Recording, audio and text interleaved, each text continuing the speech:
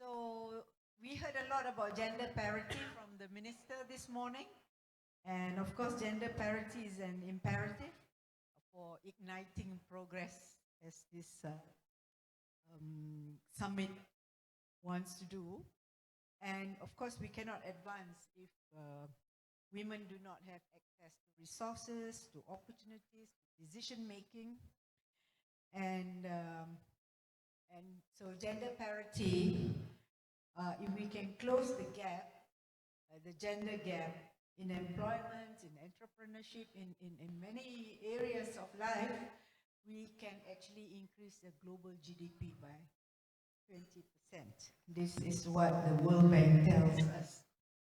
So, but we know to close, welcome, take your time to come up. To close the gap will take us at least another 5 generations, not by 2030, we know it already. And as said by the minister this morning, Malaysia actually dropped 12 ranks to 114 in the 2024 Global Gender Gap Index. We will center our discussion around the Global Gender Gap Index, particularly on the economic and the political participation. And so we have here 3 ladies, very distinguished. We would like to hear from you. There's a lot Malaysia can learn from you because we have fallen in our ranking, but you have not. Maybe if you fall, it's maybe by 1 or so. So we will explore the role of governments in expanding and strengthening the framework conditions needed for business and civil society to work together so that they can embrace gender parity for a sustainable growth. So these 3 distinguished ladies are the High Commissioner of Australia for Malaysia, and the ambassadors from the Philippines and from Romania. And I'm going to start with Mrs. Nineta Bărbulescu. You said phonetic language, pronounce it the way we do in our language. So Nineta actually has been is a seasoned diplomat since 1994. And she has held many important positions in Romania as well as in international delegations, and have been recognized in your own country with so many awards.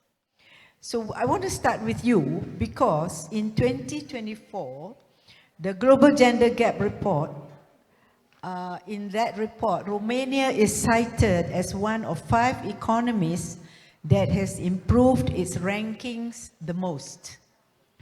You made significant change in rank from 88 to 68 this year.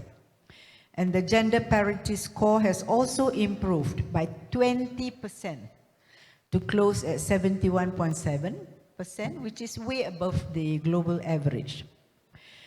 So, and also you rank higher for the economic opportunities and also for the political empowerment.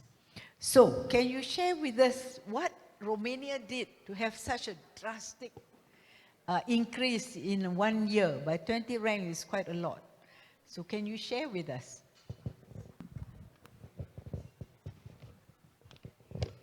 Thank you very much, and I'm delighted to keep coming back to PSI World Summits on women in economics, but women in general, because it's, I believe it's one of the easiest thematic to tackle it. Somehow,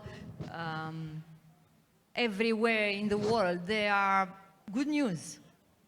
But however, the world needs to go a little bit more dynamic with all these good news. And in practical terms, of course, we have, like any other country, we have strategies to empower women. We have plan of actions.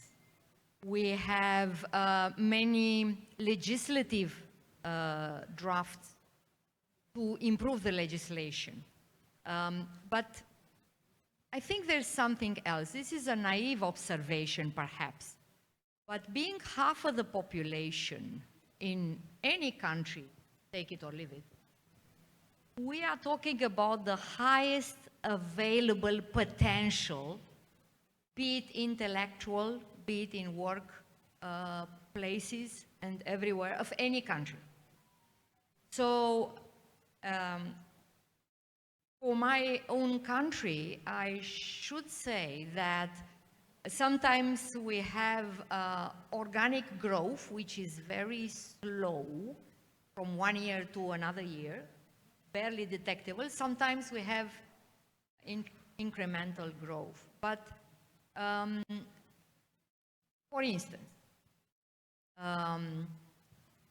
parliament is very important because no matter how much we like to progress in various fields, if you don't have a legislation where you have crystal clear definitions of concepts which for us in a casual conversation are very clear. What does it mean, discrimination? Because otherwise how you can combat it if you don't define it? And definition is not just something for the elite, for the lawyer-based experts, but if you have a definition, then you have a law, and then you have sanctions, and then you have implementation. Now, one of the things that I think it can be done to inspire each other country is to look into most recent laws that were adopted in a country. Because you need to have a conversation, no matter how long it will take, and eventually you will have a new law. And that new law, if it is specific enough, then the implementation will be much easier. Bureaucrats cannot be out of the box. I am also, in a way, we are bureaucrats, part of elite, but still bureaucrats. So you need this framework, and it's a long story. This is not a conversation just for women, no matter how powerful are women in the parliaments, because honestly, in politics, women participation is one of the most modest by comparison with other job descriptions. So, so this is one observation. Another one would be that in the case of my country, for instance, we reach in 2022, I could speculate to say maybe pandemic was transforming into an opportunity to think a little bit more deeply. But in 2022, we reached the golden ratio. The golden ratio for any job description is 50-50.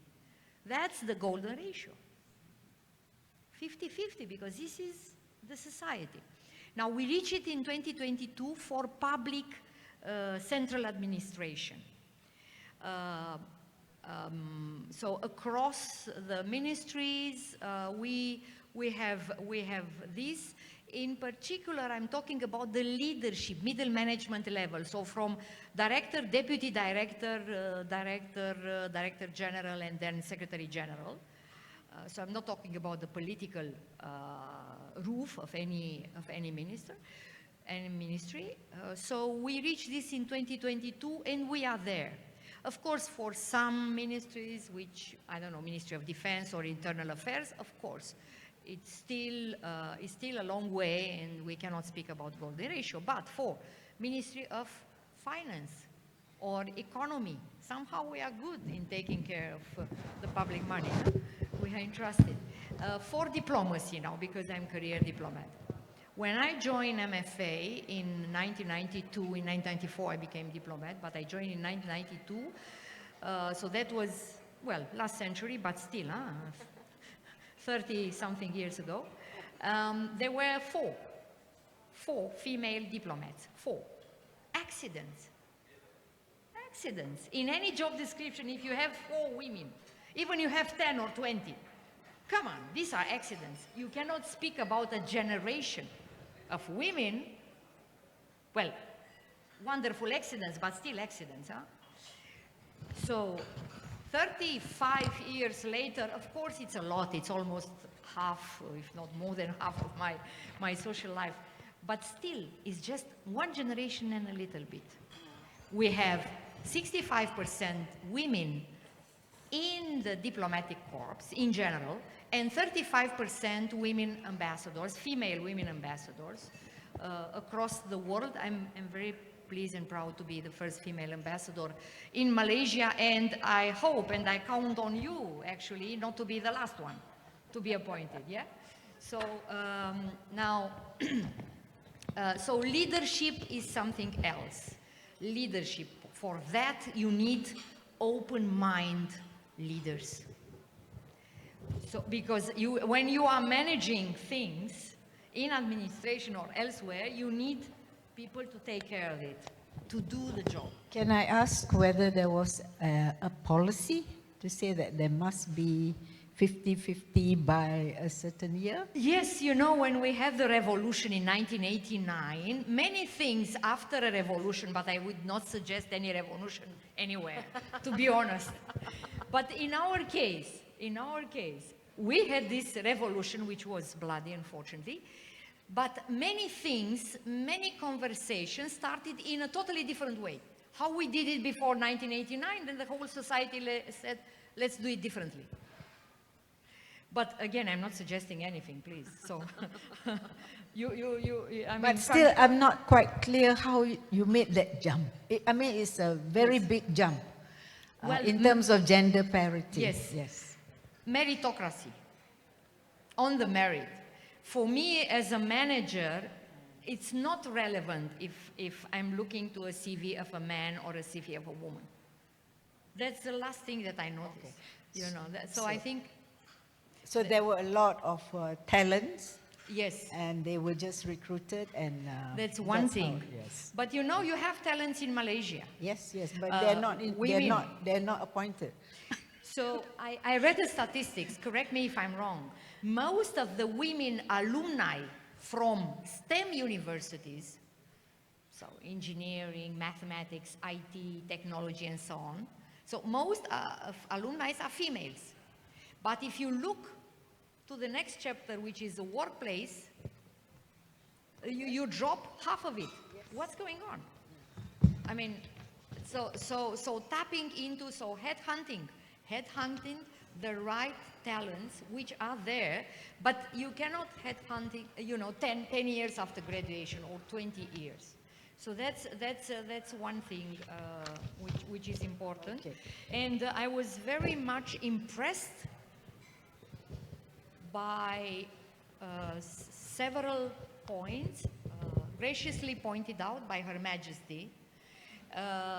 One of them that I recall by heart is that of the number of women in executive and non-executive positions in, I think we are talking about companies, listed companies, yes.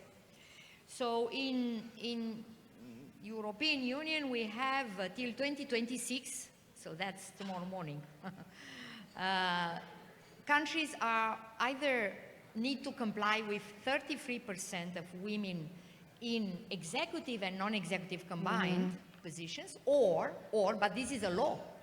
This is a law. This is not a recommendation. This is EU law. EU law, but yes. We are EU, huh? Yeah. So that's why, law seems a very technical conversation, yeah. But in the end of the day, the incremental progress on a long term is by law. Or country may choose, some of the EU countries choose to have, okay, we cannot afford 33%, but we can afford 40% in non-executive position for, yes. For listed companies. Yeah, so Romania being in the EU would follow, yes. The EU law. Yes. If I can move on to Her Excellency Maria Ponce, you're also a career diplomat. And your background is law, up even to the Masters of International Law. Since the inception of the Global Gender Gap Report in 2006, the Philippines has always been in the top 10 for gender parity. But since 2019, the ranking dropped, and you are now 25 in 2024. But actually, the loss is in economic parity and a reduction in the share of women ministers. Anyway, you all had women presidents, you know, so so that's really something that you have achieved. But you are still in the top 5 in our region, and your gender gap that's closed is higher than the global average. Not like Malaysia, we are lower than the global average. So can you tell us one of the most significant shifts at the indicator level occurs in the labor force participation rate, which is at an all-time high of almost 70%, which is very much higher than the global average. So, and particularly in the professional and technical work. So can you tell us the measures that were taken by the government? Because we are trying to do that in this country. How you maintain the high labor force participation rate and the parity in professional and technical workers? Thank you, Tan Sri, and good afternoon to all of our women women defenders here. This is my first time here. Unlike our Nineta, who's been here several times, this is my first time, but I'm very privileged to be here. Very privileged, especially because it is on women, which is very important to the Philippines and to myself as well. Like Nineta, I am the first female ambassador of the Philippines to Malaysia, and that is a responsibility that we take very seriously. The Philippines has had for the longest time, has put in place a policy and legislative framework that provides for these numbers that you see in the index. Starting with, to count off, starting off with the Constitution, which recognizes women as partners in nation building and ensures mandates that women be treated with full equality. And then following that, we have a very specific law, the Magna Carta for Women, which basically puts into law the CEDAW. And that Magna Carta for Women basically the framework for all of our policies on ensuring equal access and equal opportunity for women and providing, if necessary, affirmative action for women so that then they're able to enter the workplace. That Magna Carta for Women has been in place since 2009. And since that, we've placed other laws that would address as well participation of women in the workforce. One very important law was the maternity leave law, which provided initially for 60 days maternity leave for women. And then in 2019, this was amended to expand the number of days to 90 days. So then that would allow. That's important because it allows women to be able to do childbirth and take care without fear of losing their seniority in their jobs or their jobs. You also have the paternity law. Can I interrupt and just ask you this please. question? Because whenever we talk about increasing maternity leave in this country, the employers, particularly in the private sector, they don't like that. And actually, we do see some disadvantages, They tend not to recruit women and so on. Did that happen in the Philippines? This was a law that was long debated before it became into law. And so that debate included the heads of business sectors in the private sector. And so that was settled into 90. But as I said, there's also the paternity leave law, which also, provides that the fathers are also allowed to leave so that then the women can go back to work. So that's very much has helped in that debate on whether this is helpful or not to the workforce. But it's recognized as law. It's recognized that it's a right of the mothers to take a leave so that then they can take care of their newborn babies. And then we have the Telecommuting Act, which provides for work from home. And this Telecommuting Act was enacted even before COVID happened. So that allowed women to be able to work from home so that then they could also do take care of their children and balance career and family responsibilities. So that's a law, not That policy. is a law. Not policy. Yes, exactly. And then we also have the Solo Parents Welfare Act, which allows, most of the solo parents in the Philippines are women and mothers. And so the Solo Parents Welfare Act allows them workplace benefits, including parental leave, flexible work schedules, and access to government services.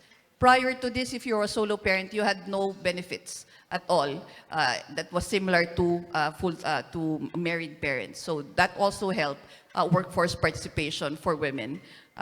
And then, of course, you have the policy and legal framework, and then you have the institutional mechanism that would ensure implementation of these laws and would also ensure monitoring and compliance. So we have a Philippine Commission on Women, which is very strong, very powerful, and annually it has it does a gender development report on the Philippines, including our compliance with the SDGs, including SDG 5. So the compliance is very strong and very active in the sense that compliance goes towards to government agencies at all levels as well as to the private sector. And then aside from that, of course, you having these laws, and now I come to your question on private sector.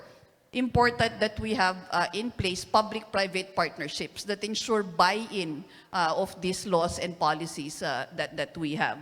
And right now, the focus for these public-private partnerships is going into the tech sector, so that then you have special and particular programs of coding and for girls, coding workshops, as well as digital literacy, which is very important so that then they're able to be skilled and equipped for the workforce, for the coming necessary skills that are needed for this day and age that we have. So that's what we have for maintaining the labor participation. I think one of the most important steps that you took was the commission. Yes. And when was that established? The Philippine Commission, I think, was part of the Magna Carta. That was an output of the Magna Carta for women, which was in 2009. And it's very powerful. It's a presidential. Yes, it reports directly appointment. to the president. So it's a Yeah. presidential commission. Okay, that's what we are looking here. And the commission has representatives from both the government sector and the private sector and from civil society. And then also last, of course, you have the policy, you have the legislative framework, you have the institutional mechanism. But very important for this to happen is, of course, funding. And so we have a very strong gender-based budgeting program.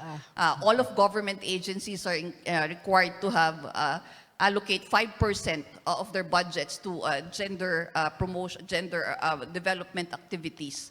So that's one thing that's very strong. So that then you have the funding to be able to implement all of the the mandates that are given by this law. Because that one for gender-based budgeting especially, much goes into continuing to raise awareness of the rights of women and the need for gender equality and gender parity. Yes, thank you. I'm going to move on, based on what you have said. I'm going to move on to Her Excellency Heinecke. All three of you are career diplomats. Yeah, and this is your first ambassadorial appointment, and it's to Kuala Lumpur. We are very honored. And also, by the way, I look at your CV, you're truly Australian trained. University of New South Wales is also my alma mater, yes. And Australian National University in International Relations. So, I leave you last because Australia has been, but you'll come round if you have more time, has been on the upward trend in terms of closing the gender gap. In our region, you're second only to New Zealand. Yes, I think I'm right. You're second to New Zealand, but Philippines is together within the top 5. And 78% is fairly high, to close. That means you have moved so much, 78% in closing the gender gap. And you rank just above the Philippines. And for political empowerment, actually, is very high, 42%. You're in the forefront in scaling policies and strategies to improve women's representation in the workforce and in leadership. I'm moving a bit away because I know Australia is leading this work in the region, and that's in the care economy. As an economic priority, that's also supporting women in the care responsibilities so that they can be more productive in the workforce. So can you share with us, because Malaysia is embarking, as the minister said this morning, she's putting a lot of effort. We are trying to come up with a national action on the care industry, and share with us the rationale and some of the measures taken by the Australian government to invest in the care economy. Hi everyone, great to be here with you. So I'll start off with the care economy. So I might just talk about three parts of the care economy. So childcare, aged care and disability care. Just on disability, around about 17–18% of the Australian population has a disability of some form, and that's a fairly sort of universal statistic around what percentage of the population might need some form on a scale of disability care. So there's really three policies, three areas that were all approached differently. The one thing that was really driving this, which is the theme of the forum, is this isn't just about gender equity. This is actually also about growing the economy. This is about using our productive women better. All of these three sectors, I'm sure here in Malaysia, you know, often the carer, whether it's an older person, whether it's someone with a disability or whether it's a child, it's usually the woman that tries to juggle work or gives up work or doesn't have full participation in the workforce. So many of our policies have been driven from an economic perspective, as well, of course, giving women better opportunity. In childcare, really it was funding.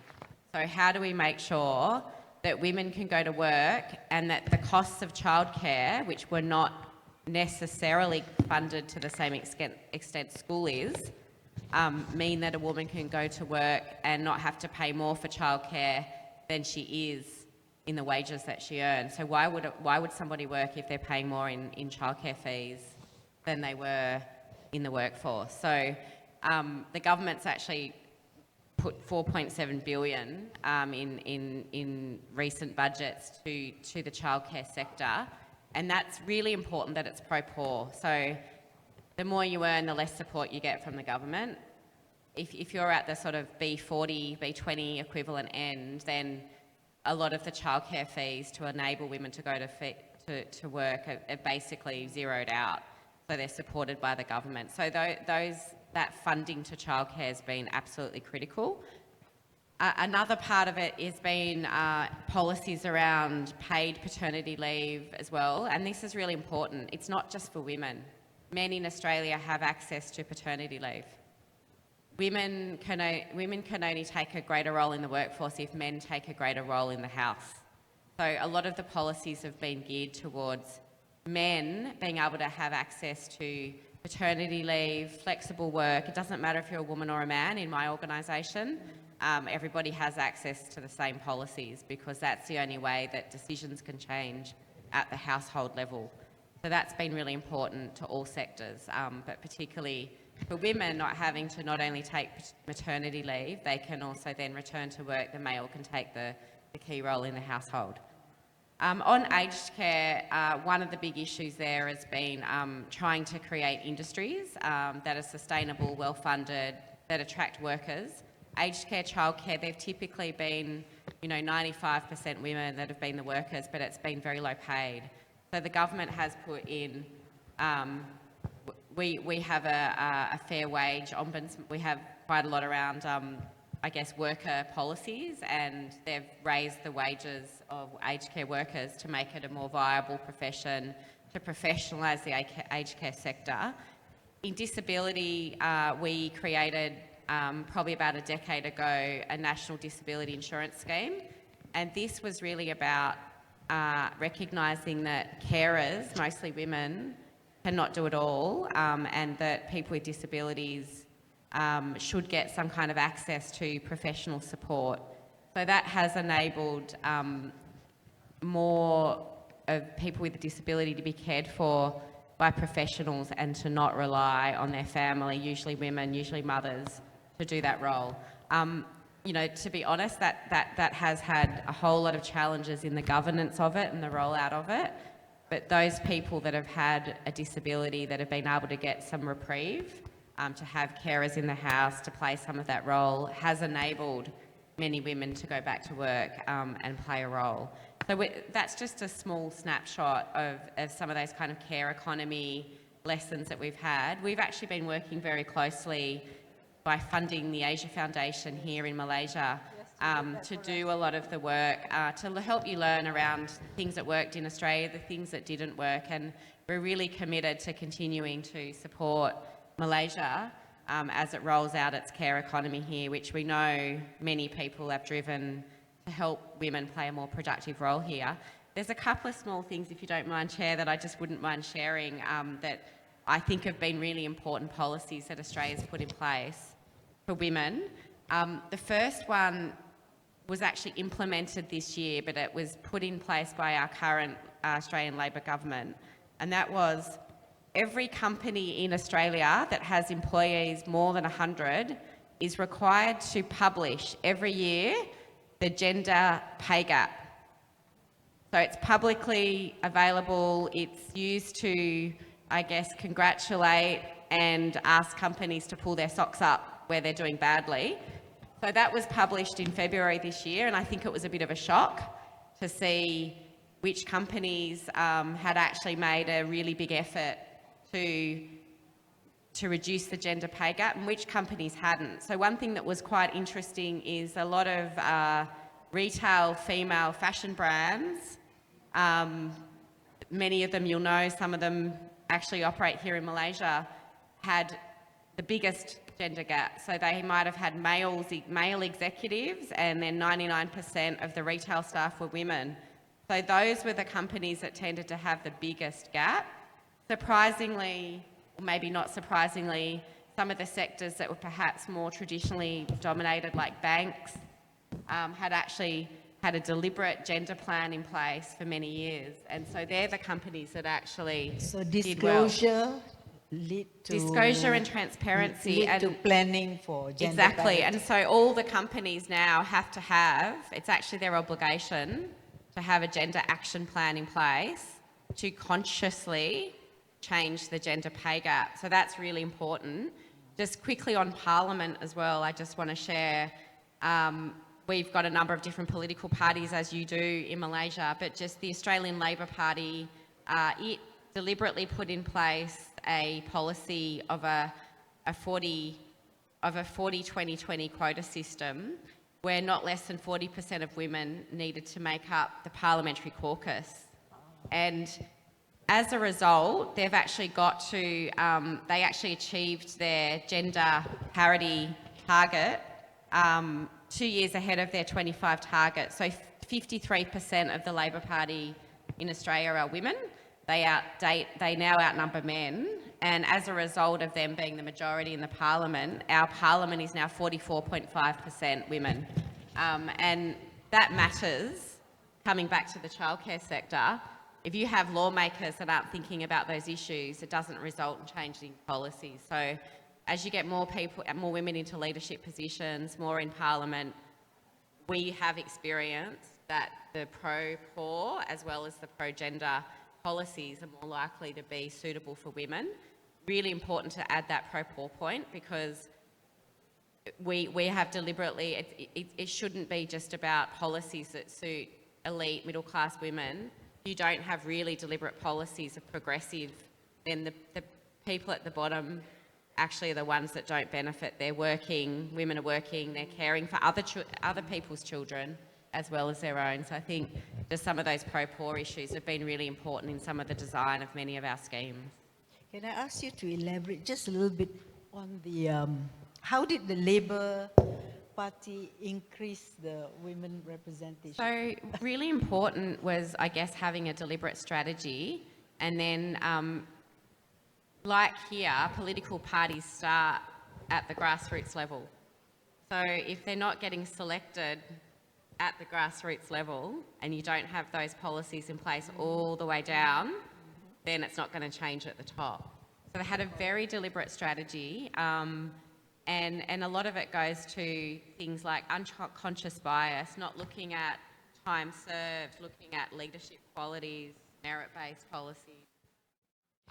So this is the policy of the political party. Yes, that's a political party.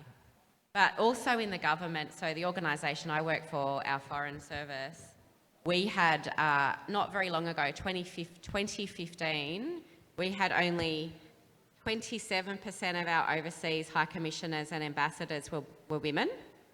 We had a target of getting to 50%, and we achieved it ahead of that. Just in ASEAN, we have 12 ambassador, high commissioner positions in this ASEAN region, including Timor-Leste. We have 8 out of 12, so 75% now are women. So that's a really big change. It's not the same in other parts of the world. We're about 50-50, but our leadership, we really changed those structures, as I said, merit-based, not time served, because that disadvantages women that have taken time out of the workforce, flexible work policies, encouraging men to have flexible work policies, unconscious bias training. All those really organic structures have changed the outcomes. But we did have targets. They weren't quotas, they were targets.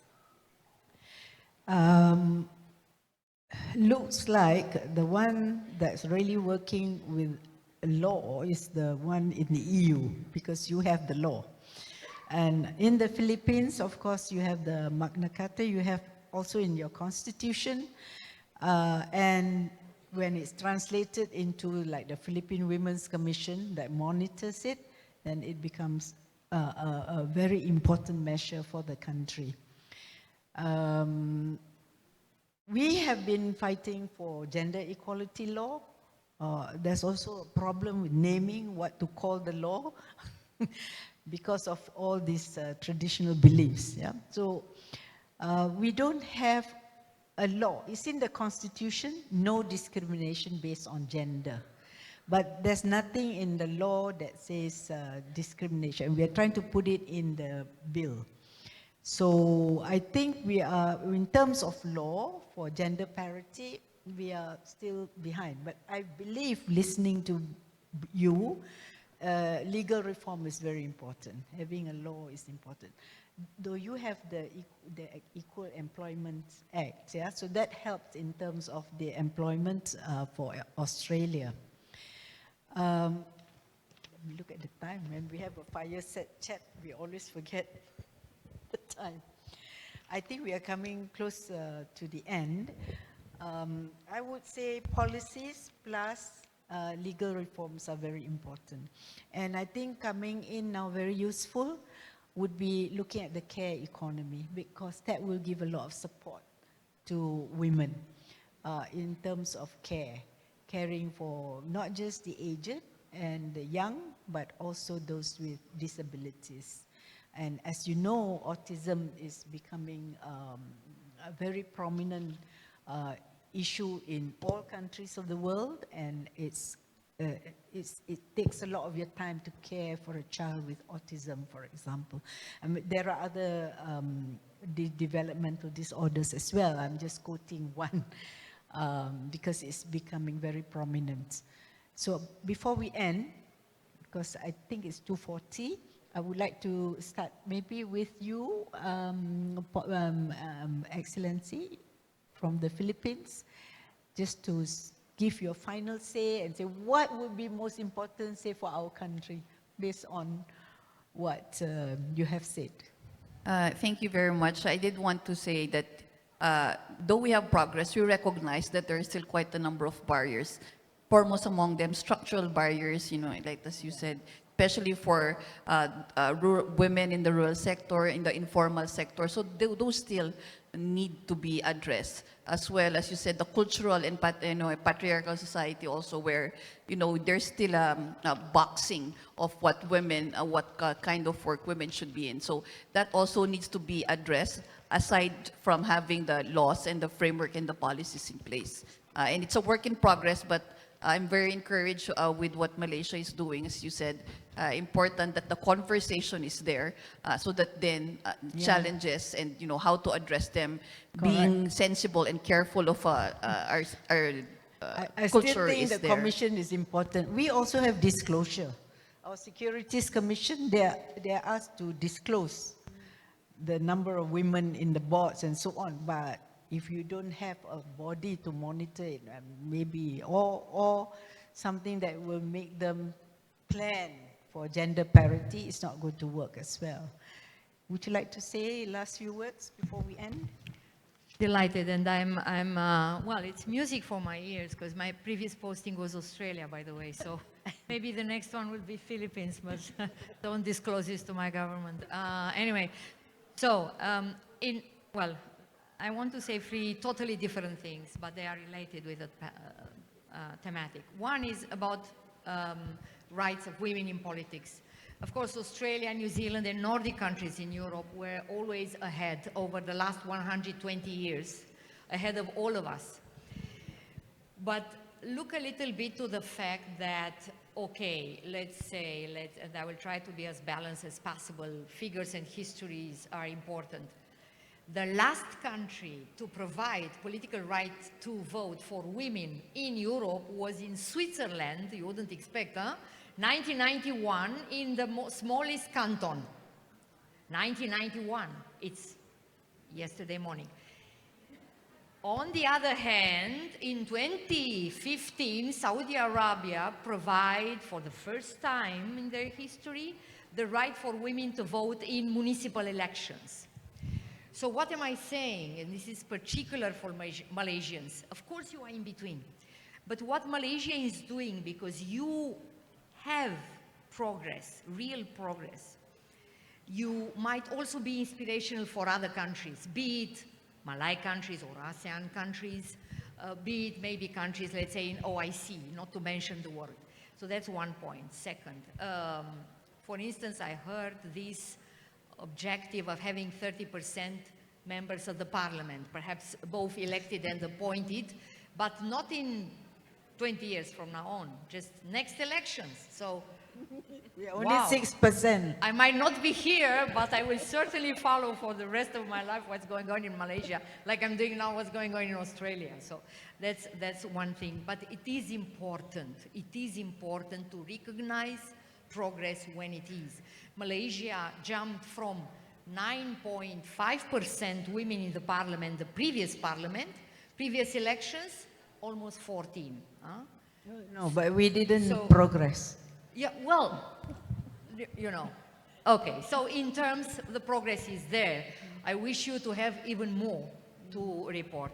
Now, second point, second point is every woman who feels that she is part of a first generation of professional women in her job description, write a book. Write a book. It will be the first book. And it's not about you.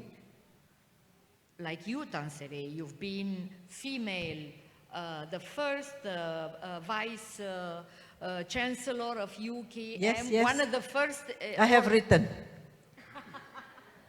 You are guilty of this. So first, a woman to be appointed vice chancellor. You know how many female vice chancellors are now in Malaysia? 2. More.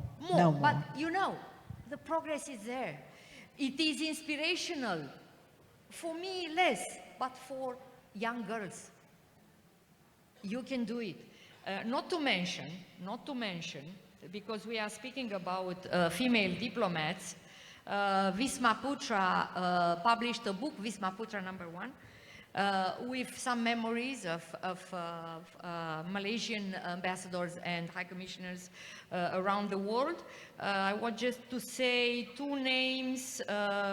Ambassador Halimah Abdullah, who was ambassador of Malaysia in China in 1989, speaking about a historical moment, and Rajmah Hussain in France, decades later. There are many more. I also, when I served in Australia, I had a very distinguished Malaysian female diplomat as High Commissioner, and now she's the chairperson of the Commonwealth Foundation here in Malaysia as well. I mean, she's chair here, but the first woman elected, appointed, not elected, appointed in this position. So what am I saying is, we need to know the success stories of these first women. Just to say 3 Romanian names, because I'm ambassador of Romania. The first female neurosurgeon in the world, Dr. Sofia Ionescu-Ogrezeanu, was a Romanian. The first female forestry engineer in the world, Aurora Gruescu. Google it, she's there. The first woman ever appointed minister, 1946, in any country. First woman, 1946. It was a dark history, but let's not go to technicalities. She was a doctor, the founder of Institute of Mental Hygiene, I'm talking about 1946. Dr. Florica Bagdazar, surgeon specializing in child neuropsychiatry, and I can go on, Princess Elena Ghica. She spoke 9 languages, first woman to climb the Alps. Yes, decades But ago. we have books on them? Yes, Okay. there are. So what am I saying? Is cherishing and inspiring, because they were not only pioneers, but they were the first. And if you have more than 50 women in a job description, then you have a generation. So when we graduated 160 years of diplomatic service, foreign service in Romania, the foreign minister, she's still there, the first career diplomat to be appointed foreign minister in my country, career diplomat, published a book. It's just in Romanian. I'm still trying to find some money to publish it in English. A book with 80 profiles of Romanian female ambassadors worldwide. So it's important, by the way, the inspiration of this book was a book published first by the Filipinos about female ambassadors in Philippines. So we can so easily Google it or being inspired by one idea to see simple things that have been done in other countries, but the impact in our countries can be exponential. And last but not least, if I may, look, payment gap, that's a very serious issue, but legislation is there. In my country, I'm feeling very comfortable with this conversation because the difference between men and women, same value work, is 4% in payment gap. However, the difference in retirement is 12%. This 4% reflects, so what am I saying is that if there is a specific gender bias, this is a legislation somewhere, because it has a legal background. So even detecting this legislation and see how to can, reread it and how you can update it. This is something that you can do. So I'm going to ask Heinecke now. Heinecke. Yes, thank you. 3 quick points. First of all, I've met so many amazing Malaysian women, and I think the saying, you can't be what you can't see, is really important. So I see those women standing up. We're seeing them today. I've seen them in the private sector, in government, in civil society. Hopefully that's an inspiration for women to step forward and say, I can do that job. You don't have to be a man to do that job. Second, I think it's really important to highlight the role that male leaders have in creating the enabling environment to mentor women, to create the structures for women to step up. In Australia, the Male Champions of Change, which was 100 companies that got together, male CEOs, and actually decided that they were going to make a difference together.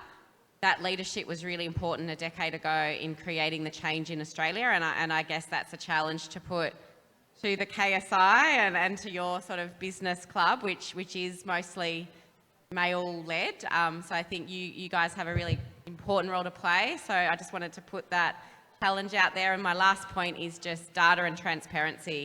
That matters. Putting that out there really is important because then you can have a fact-based conversation about the economy, which I know in Malaysia matters. Yes. Thank you. So on that note, thank you very much. I think you've more or less summarized everything. I'll say thank you to all 3 ambassadors, our High Commissioner here, and our 2 women ambassadors, and thank you for inviting us to this fireside chat. Thank you to all our panelists for a truly enlightening discussion. Please make